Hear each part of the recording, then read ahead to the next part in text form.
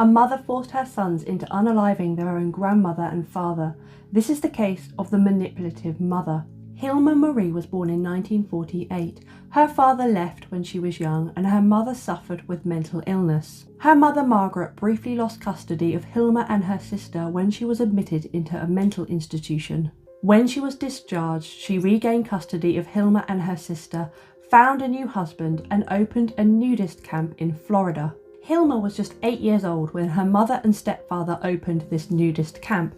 Now, adults can do anything they want, they're not harming anyone, but bringing a young child into a camp where there are fully grown men walking around naked just doesn't really sit right. At 16, Hilma got married to a fellow nudist at the camp. So Hilma and her soon-to-be husband are fully naked, getting married in front of everyone.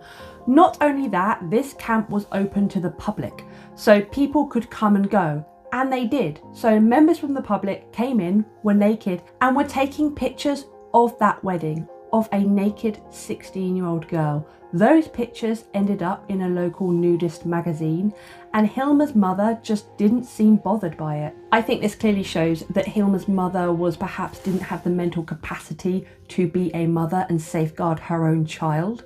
The marriage didn't last long and they got divorced. Hilma ended up marrying another man from this nudist camp, Paul White. He was 10 years her senior. He was outdoorsy, liked fishing, camping, hiking. The newlywed couple, Paul and Hilma, moved to Indiana. Paul went to work and Hilma stayed at home looking after their 2 sons, Eric and John. Paul was an abusive husband and father. He believed in a very strict parenting style and he mainly took this out on his eldest son, Eric. He believed that being harsh towards Eric would make him become a strong man. When Paul beat his eldest son, Eric, Hilma would often just hide.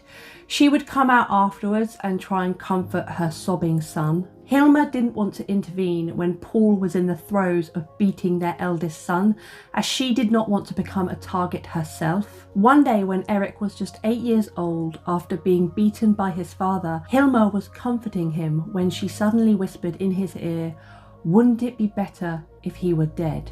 Shocked, Eric didn't know whether his mother was being serious or whether it was just a turn of phrase. One day when she picked him up from school, Eric was covered in bruises from the night before, and she said to him, "We need to do something. If you were to do it, how would you do it?" Little Eric just looks at his mother blankly, like what child actually has the capacity to concoct a murder plan against their own father? So Hilma went on to say, "You have to poison him. It's for the good of the family. You have to do it." So she's telling her own